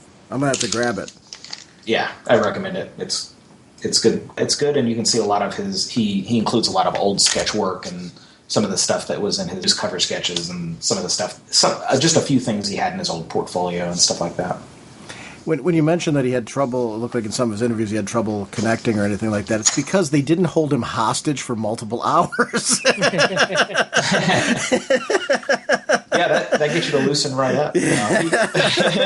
And I mean, I'm assuming you're talking about with us, but yeah, it's not like that. Actually, in day-to-day life and stuff, you know, I'm Kiki and I hang out basically every day because she, you know, assists me full time. That's pretty much her. You know, that's what she does most of the time, and that's great. After you've talked about a certain variety of subject matter, you know, there's not, her and I are not going to have the same Arthur Adams discussion we've already had. Now, she finds me every one of his sketchbooks and has bought me all that stuff because she knows I'm interested, but these are the kind of conversations we're not necessarily going to have, so no, I enjoy this. He's right up there to me with Jim Lee, who's, if I had to pick just one artist, it would be Jim Lee, but Arthur Adams is super close second, and I've got like a big shelf next to my desk that has all my favorite artists, and you know, Arthur Adams has quite a big chunk. He's a slower artist than Jim Lee, so he doesn't put out as much work, but the stuff that he puts out is amazing. Well, Freddie, this has been far too long. To have you on for 2 episodes and have the opportunity to catch up with you again and really talk about some of your great work. I marvel at you constantly at your growth as an artist, and that's a strange thing to say, but I've enjoyed your artwork since the first Robin issues that I got to know you from, and then I went back and got some of your artwork that was before that, and then being able to see your growth over time and see how you're constantly changing and evolving and influenced by the different storytelling you've been exposed to. Seeing you on this project and just seeing where your artwork's gone is, for me, a pure joy. You have been such a great friend of the show, but for me, it came from being a geeky fan of your work, which happened very early on in your time. I can't believe we were talking in the last episode. I don't know if we talked about it on the show or if it was before we started talking about 10 years this has been this long. Yeah, 10 years. It's been 10 years since I started working for DC. Yeah, my first assignment was in October of 2005 with DC, and yeah, it's almost right exactly at 10 years now. Well, the funny part about that is our show in March is at 10 years, which means you've been punished by us almost that long. It's weird. It doesn't seem like, I mean, it just, you know, I know that we've been friends and, you know, been friends for years, but yeah, it does seem weird to think of it like that. Yeah. And, you know, put a number on it like that. Yeah, yeah. I thought you meant the punishment part. It does seem weird that I've been punished by you guys for 10 years. And I keep coming back. No, yeah. It's cool just to chat with you guys. So it's good to catch up. We genuinely appreciate you. And honestly, for me, I learn a lot from you. The way that you express your thought process and how you view certain scenes and what you're going for on them, it's actually improved my reading experience, not just in your work, but in comics in general. As I read comics, I feel like I'm not an artist. So when you give me a glimpse into the artist lens, I benefit from that. And it's actually, for me, it's made me more of a comic fan, knowing what goes on behind the scenes. So the many hours that you've spent on the show has been, for me, a joyful education into what it's like to look at a book from an artistic lens. So I do really appreciate the time that you've given us and always value the conversation on the show. So thank you again for joining us. But also, websites. Can we shout, your website, freddieart.com, Facebook, and Twitter? First of all, thank you. I mean, for the compliment. Those were big compliments. I appreciate that. I am on Twitter as @FreddieArt. I'm on Instagram, I believe, as FreddieArt as well. I'm also on Tumblr. I'm assuming I'm Freddie Williams on Tumblr. If you go to my website, freddieart.com, I have links to the different social media stuff that I'm on. So the website will be in the show notes, so please go and check Freddie's work out. And one of the things that I really love, I'm gonna voice it again for our audience, I love following Freddie because of all of the work that Freddie posts. You post so much work in progress, but you also post when you're like doing warm-ups and stuff like that, and it's, for me, it's fun to just see the kind of things that you're doing out there. You'll post commissions, you'll post such a wide variety of things, really just connecting with your audience base and fan base. And for me, that kind of stuff makes me geek out because I feel like I'm learning more of, like, oh, this is how he gets from A to B, and I'm oversimplifying that. It's A from A to Z, because there's so many steps in that process. But I really appreciate the time it takes for you to do that, because it means something to me, and I know that I'm speaking on behalf of your fans who really enjoy that you doing that is something special for all of us. So thank you for the time you take to do that. Great, thank you. Yeah, my life is basically expressed in the artwork, and so that's the only way I can really share a part of myself is through the artwork. And to be honest, sometimes personal face-to-face interactions seem weird if I'm talking about other, just like normal everyday stuff, because that's so separate. It's weird if I'm not talking about artwork, because that takes up 90+% of my day and all my thoughts. So yeah, it's cool to. I'm glad that you guys enjoy it. It's how I share. We will be following up with you in a few months to talk about Batman Teenage Mutant Ninja Turtles, and maybe we can revisit Jonas Quantum a little bit then too, and talk about what's going on with our buddy. Good. Yeah, that'd be great. Yeah, there'll be an overlap in the schedule, so it'll be September, October, November is first 3 issues of Jonas Quantum. December is the 4th issue of Jonas Quantum and the first issue of Batman Ninja Turtles. So it's going to seem like from December, January, and February that I'm putting out 2 books a month. Of course, that's not the case. Some of the Jonas Quantum stuff has been done for months, and then Batman Ninja Turtles is the stuff I'm currently working on. It's just a scheduling overlap. As a fan, I'm excited for that. I can never get too much. Twice the amount of Freddie. We got Freddie in stereo. All right. Well, thank you once again, and we'll be talking to you soon. Great. Thank you. There it is, going into that tunnel. Hey, Sean and Jen, Bellatiers. It's funny when they talk about Cullen Bunn's Aquaman situation. I think it's really just disappointing that the fans kind of bullied Cullen Bunn off Aquaman so much that he pretty much up and left the book. If you don't like the story that he was writing, that's cool, but you don't have to bully a creator off a book, especially when they're trying to develop a story and build the character of Aquaman. Can you imagine if the fans bullied Scott Snyder off of Batman? How tragic that would be. So yeah, that's just my thoughts, and keep up the great work, guys. Have a great show. Okay, so I got this from Bleeding Cool, and I'm just going to read it off real quick. It was Cullen Bunn's kind of responses on a Q&A session about it. As to why he quit the book, he's ending with issue number 48. There are a number of reasons I left Aquaman. I actually quit the book before my first issue even came out. The reaction from fans was brutal and disheartening even before they read my first issue. My editor, who was great, asked me to stick with it, so I did. The fan reaction didn't improve. This was such a different take on the character, a lot of diehard Aquaman fans couldn't accept it. I was accused of not talking about the book, but every time I did, I got hate tweets and hate mail. I don't need that. And it kind of made me loathe the character. In the end, I think this wasn't the right story to tell with Aquaman, so I felt it was time for me to move on. Someone else can come on and be a hero. There's a bunch of other stuff too, but it's best we don't dwell on it. And, obviously we've got, the fact that the Lost Army is now shrunk down as well. I am upset and baffled by this. This is one of the reasons why a lot of times I just enjoy reading my books and I don't get involved in this nonsense, because that's what this is to me, nonsense. I'm reading Aquaman. I'm a pretty long time Aquaman fan. I grew up with the character and enjoying the character more from television, like cartoons and Super Friends and things like that, and his appearances in Justice League. But then when Peter David came on, I've been reading Aquaman consistently since Peter David was on the book, since that miniseries kicked off, Atlantis Chronicles, and then straight into his run. So I've read him for a long time. And since I've gone back and through like showcase editions and stuff like that, read a lot of previous Aquaman material, I've become a big fan of the character. Who thinks that this wasn't Aquaman? I don't get it. This is really great Aquaman. I am absolutely baffled to hear this, because I remember with me, my Aquaman started with the Jeff Johns relaunch and all that stuff, and I was like, "Oh my god, this is great!" And I was loving it, Right. And we did the Tide and Time on the show, which I thought was a really great story, So I think, but it was really Jeff Johns' Aquaman relaunch. So when he left the book, that was I pretty sure we said this on the show. I was like, it's gonna be those are tough shoes to follow. And it took a little bit for me to get his groove, but I tell you, I'm loving the book. completely 100%, flipped the script on that, and I thought he was doing a great job with it. And remember, current we've had Aquaman storylines are wonderful. Jim, hold on 1 second.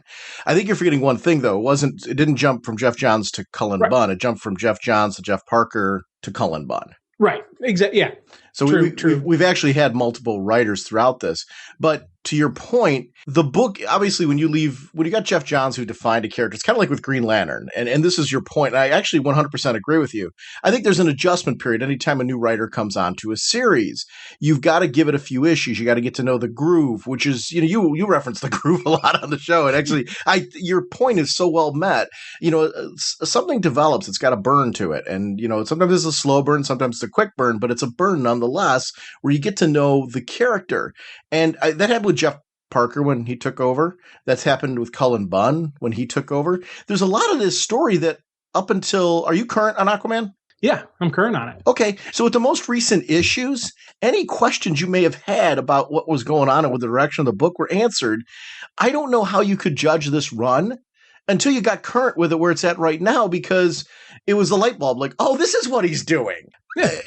Well, here's one of the things, just to show you how much I'm enjoying the Aquaman run. Mm-hmm.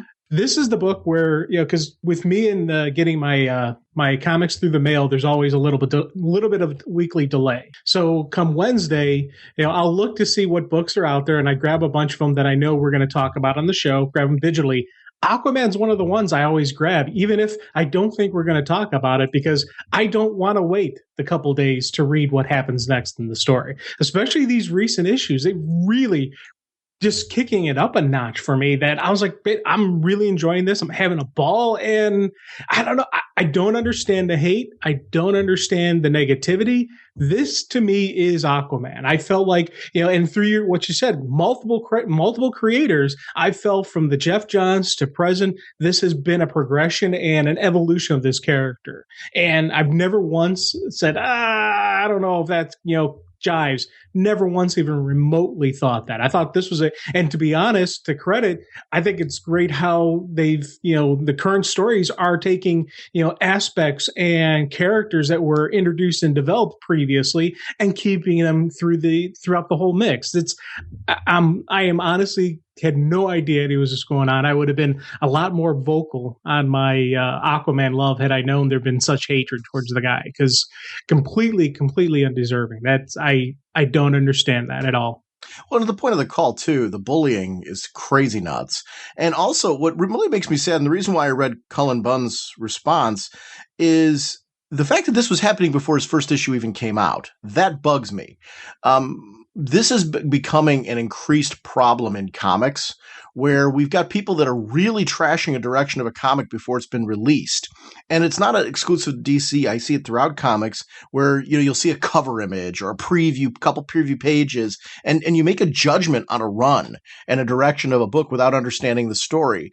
Hey, if it's not your cup of tea, that's one thing, but to try and put down something and persecute something that you haven't read, don't intend to read, or don't intend to read fully to make a judgment, it's different in the end. Like, if you don't like it, you don't like it. That's cool. I mean, that happens with any story. It's not going to be everybody's cup of tea. That's normal, especially when it's a new direction for a character. It may not be your thing. Nothing wrong with that. But if you're choosing that that's not going to be your cup of tea and you're not even going to read it before you make a judgment, then kind of back off or at least acknowledge the fact that, hey, I haven't read this. I took a look at it, an image, and I decided it wasn't for me, and I didn't read it. But where do you get the malice to start persecuting somebody on something you're ignorant of? That's my problem. This is coming out of ignorance in most cases. I'm sure there's some people that were diehard Aquaman fans that probably read it and kind of like, it's not my cup of tea or anything like that. But here, let's put it another way. I'm a huge Bruce Wayne fan. I grew up being a huge Bruce Wayne fan, right? So anytime you take Bruce Wayne off the table in a Batman comic, there is a bit of trepidation from me, because he's the guy I like to read. In the case of the Scott Snyder run right now, very early on, we got Bruce Wayne back. Now, there's a twist and turn with him, and I'm gonna stay spoilery free pretty much with that, just because I don't want to go too much into it for people that are reading Batman casually and things like that. But my point there is, it's an example of let a direction play out, read a few issues of it, get some feeling on it, and then make a decision. This run hasn't been gone. I mean, this is part of the DCU launch. Yeah. How do you make a judgment of this? It hasn't even had enough issues out to do that. Really disturbing to me. And I really feel, I meant what I said earlier, I feel the most recent issue, which was issue 45, I believe. Yeah. It was kind of a lot of revelations. The last 2 issues, I should say, have come to light. They were things that we got to see gradually build, where we got certain cliffhangers that made us go, oh, this is what's that makes happening. sense now. Yeah. Now it makes sense. But until you actually see the payoff, this is disturbing because I like stories that take risks. I like stories that take risks, though, where they clearly understand the characters. To your point, you were talking about, wow, he brought a lot of tools from the sandbox into this. He didn't throw anything out the window, reintroduced some concepts into the Aquaman universe. So I don't get it. This wasn't the right story for Aquaman. I'm going to challenge that. I actually think it's a great story for Aquaman. I think there's some idiots who didn't read the doggone story that are making judgment calls for the rest of us, and that really makes me mad because I like to see a story play out before I judge it. It's one of the reasons why we do this show. And what bugs me as a fan right now, very similar to you, is I'm really digging this run. And I'm really tired of people derailing things that I'm digging when they don't read it themselves.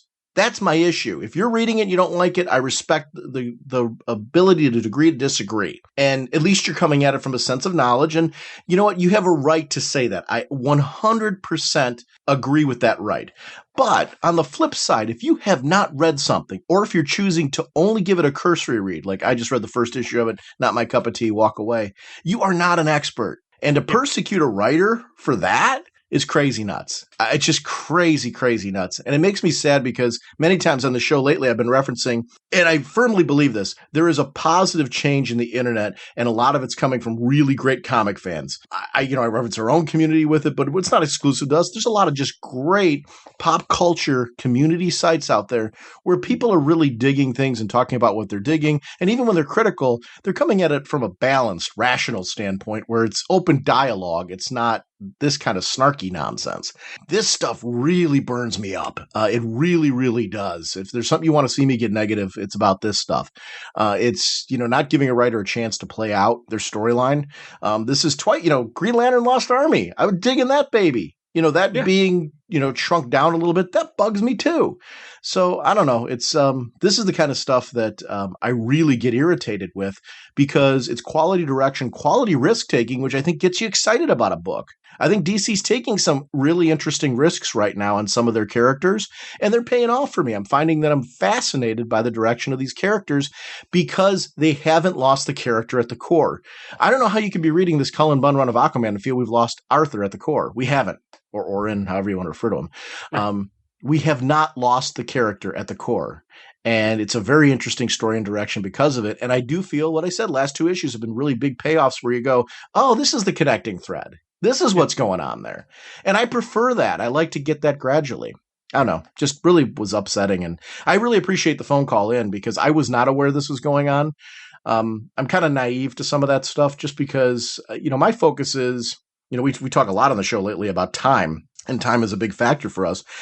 When I have free time, I like to sit down and really enjoy the books and really delve into what writers are doing and artists are doing to creatively draw me into a story. And Aquaman's been a book that's been doing it. I agree with you. This has been a must read. It hasn't been one that's been down my stack. If anything, Cullen Bunn has, become a name where I see his name on a book. I want to read it because of the quality of the work. Yeah. Hey, Raging Bullet, Sean and Jim. This is Smike, Comics Freak on the forums and on Facebook. And I'm just calling in because I cannot wait to hear both of you talk about this season of The Flash. I cannot believe how excited I am about this series. I just have caught up on the first 3 episodes. I kind of binge watched them. And I have to say, I had a hoorah moment in episode 2 with the homage to the Flash of Two Worlds cover. It was an amazing, amazing scene, and I had to replay it. I had to back it up and replay it because I just geeked out all over the scene. It was just amazing.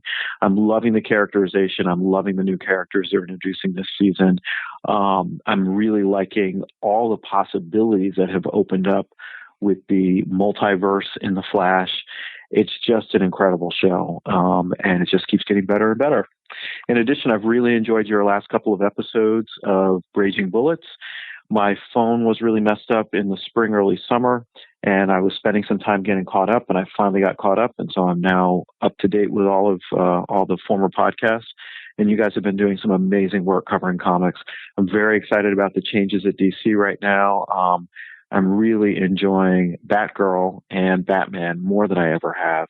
But there's a lot of other DC comics that I'm really jazzed about. So thanks for your good work, and I look forward to hearing more podcasts. Bye. Honestly, this is really a great time to be a DC fan in general. The television has been absolutely phenomenal.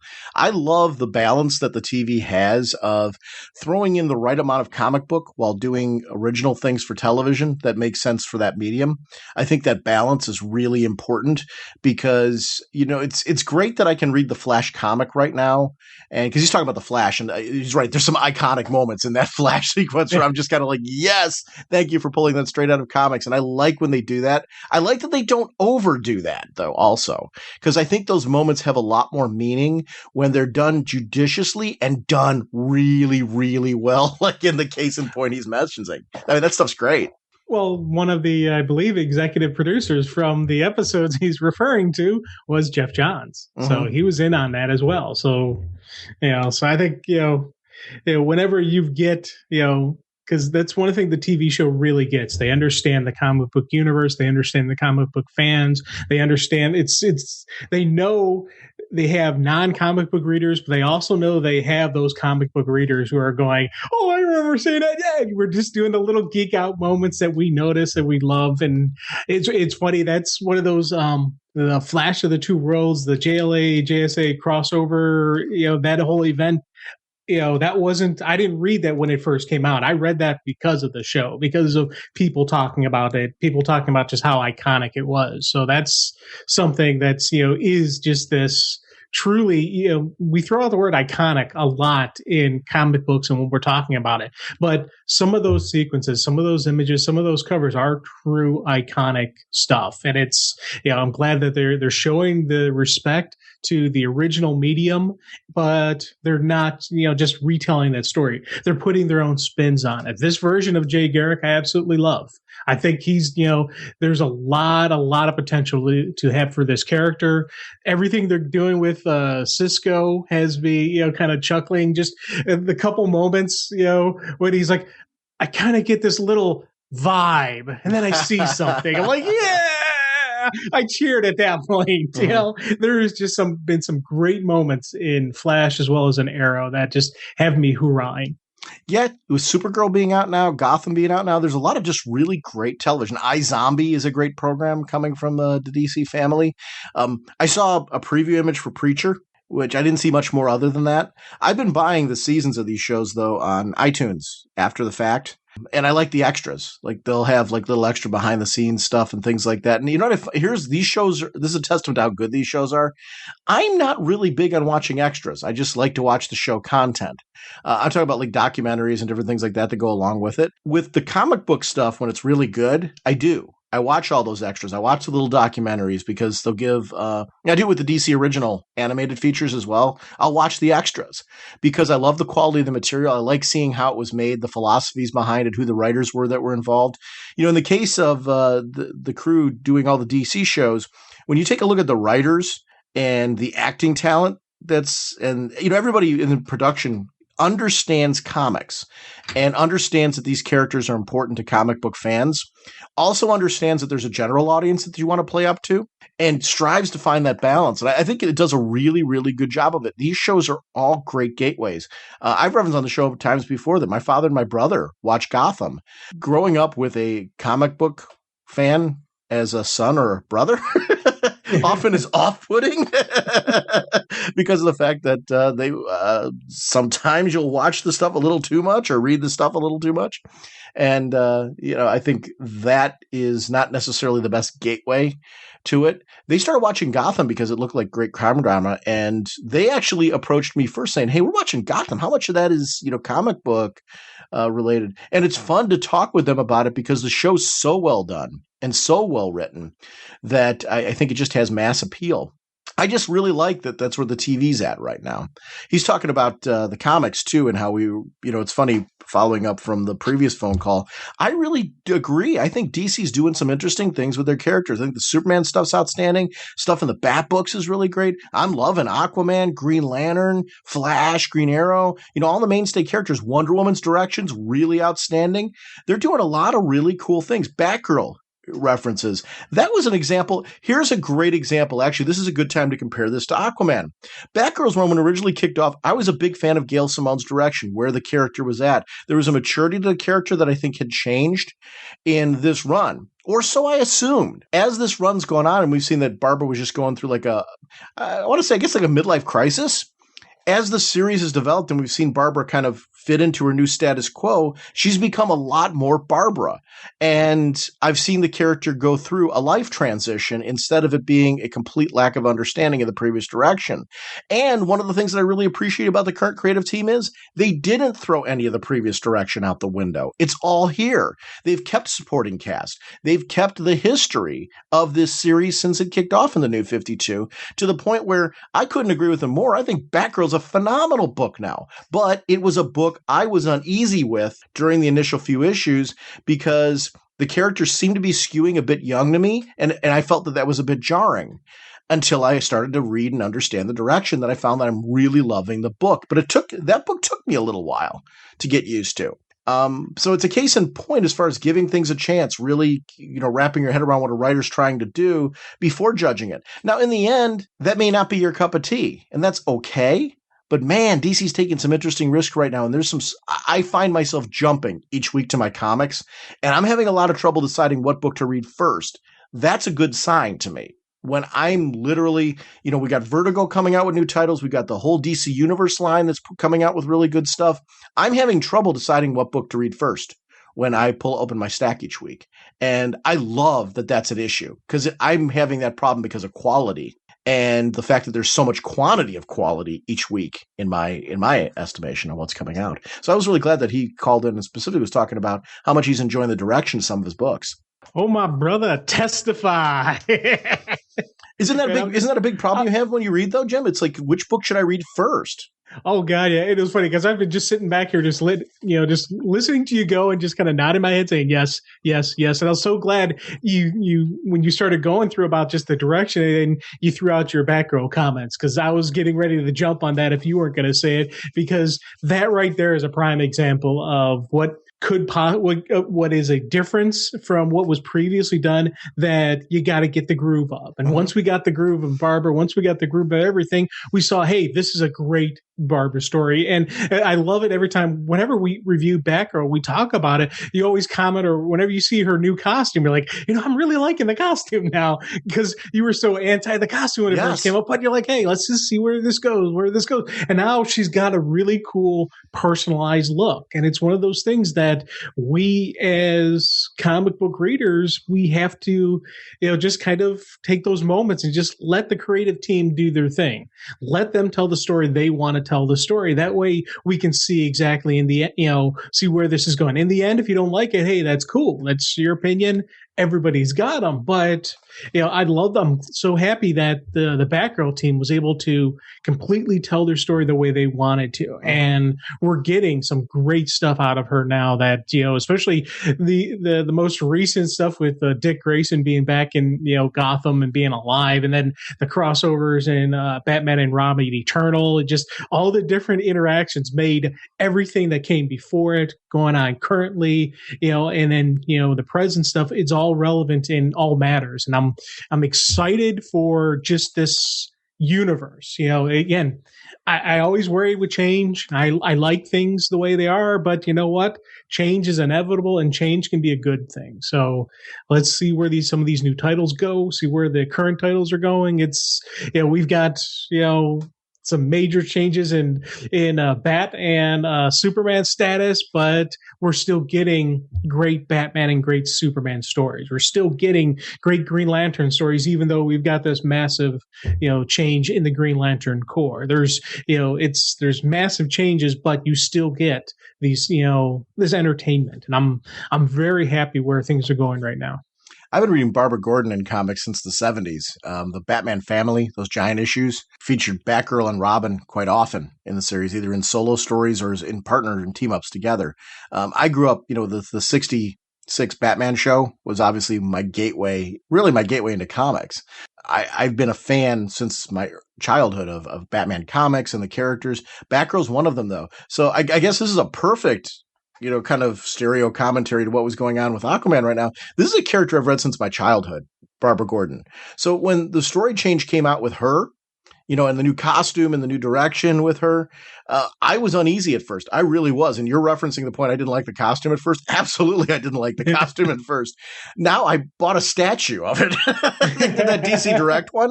And if you had told me that at the beginning of the run, I would have said, Jim, you're insane. There's no way I will ever buy that. But I'm so into the run right now because of the fact you mentioned Grayson, the handling of Grayson in these issues, because of the fact that you take the familiarity that we have of the relationship between Dick Grayson and Barbara Gordon, you bring that in and you show us through your handling of both characters in those situations that you really understand them. That's where you have me. The annual, I thought the most recent issue involving Dick Grayson, I love what's going on with her and Luke Fox. I love the wedding in the most recent issue. I thought that was really well handled and an interesting story. I love how using an event like a wedding and showing how when you're in this vigilante world with the fact that anything can happen at any point in time, it's very hard to balance one life from the other.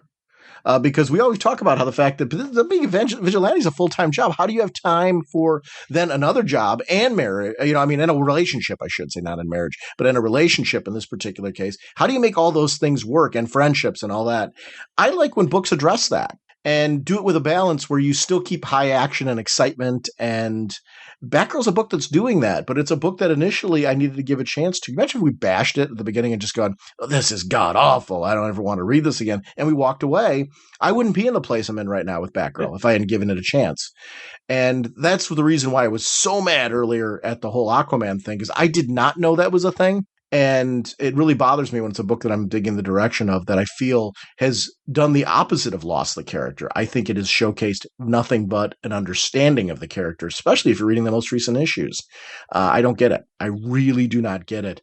And it's sad when the writer who's delivered so much entertainment to me feels like this is a run that will always leave this writer a bad taste in their mouth because of this. Whereas for me, this is a run that's memorable. And that makes me sad as a fan because I don't think that's a way to thank somebody who's given you entertainment. But honestly, I love the positive comments in this particular voicemail. And please feel free to call into our show voicemail line. It's 1-440-388-4434 or Dr. Norge on Skype. We love having you part of the show. And actually, all of next week's episode is going to be devoted to comic chat. So we would love to have some of your voicemails a part of it. So thanks for calling in. Like a human helicopter, the Flash rotates his body, rising faster, faster. I want to remind everyone about our show website, ragingbullets.com. That's where you'll find out about new episode releases. It does feed into Twitter for us. We have a Raging Bullets Facebook group community, and we're connected with Infinite Comics.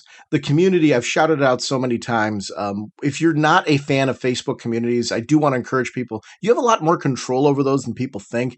You are able to shut off how you get updates on comment threads and things like that. You can turn that on to email, turn it off to email if you want to. I'm referencing all that because there are ways to deal with any annoyances that come from Facebook groups so you can enjoy the quality of the community that's there. These are wonderful people who are really, I consider them friends, and I've met maybe a handful of them in person. I know them because of the quality of their comments they're putting up there and the discussions that they're starting. They're the kind of discussions that make me more excited for television, for movies, for games, for comics, all of these mediums that we enjoy that are interconnected in pop culture. They're posting about them and sharing comments and threads. And it's about the excitement of them. And when there's debates, they're healthy debates. It's really just a great discussion back and forth about the kind of things that we love to talk about. And it says a lot about the quality of the people there. And I always reference that. And it's not something that I throw out there lightly because we're lucky that it's our banner is on it. But really, the only thing that really makes that group what it is the quality of the people that are there. And I just want to shout them out again. We have a Facebook fan page. which is separate from the Facebook group where you can find out information about the show. We are on Google+. I have a PlayStation Network account. You can find us anywhere you are looking for us. And that's because we want to reach out to you and we care about having you part of our show. Jim, bundles, dcbservice.com. Tell us more. Oh, yeah. The new Vertigo bundles, all 12 issues of the new Vertigo relaunch, 50% off, only $24.38, and a mini series bundle, 52% off, only $10.02.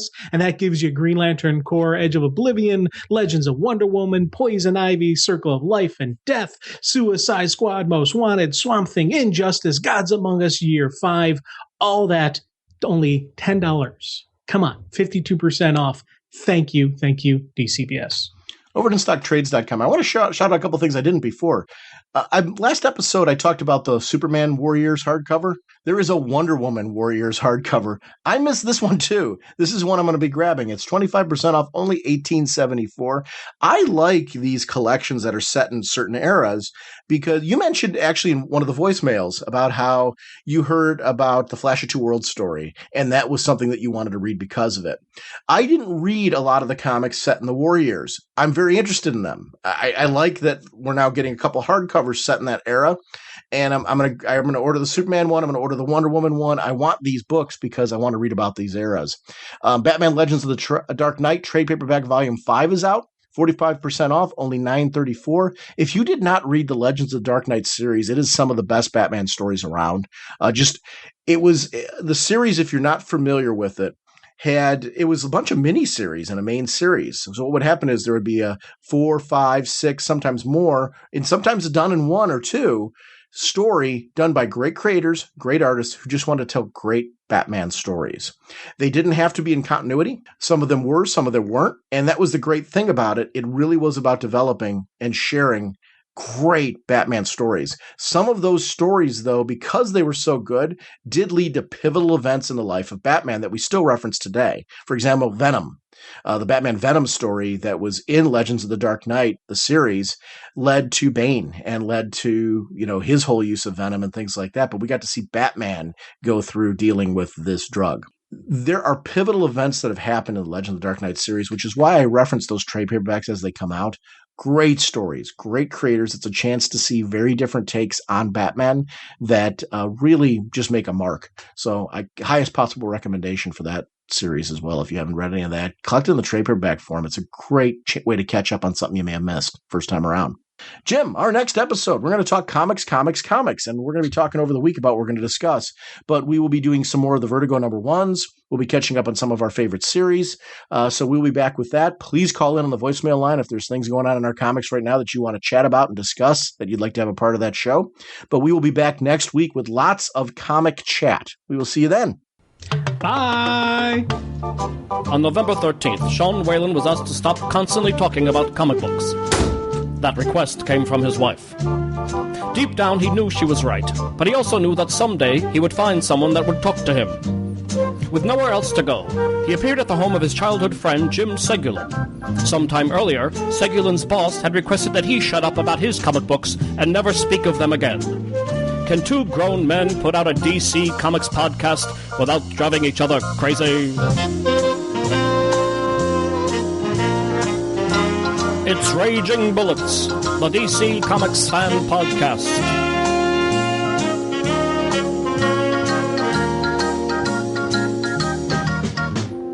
With Sean Whalen as Dr. Norge, and Jim Segulin as the Sensei of the Whatnot and the Duke of You-Know.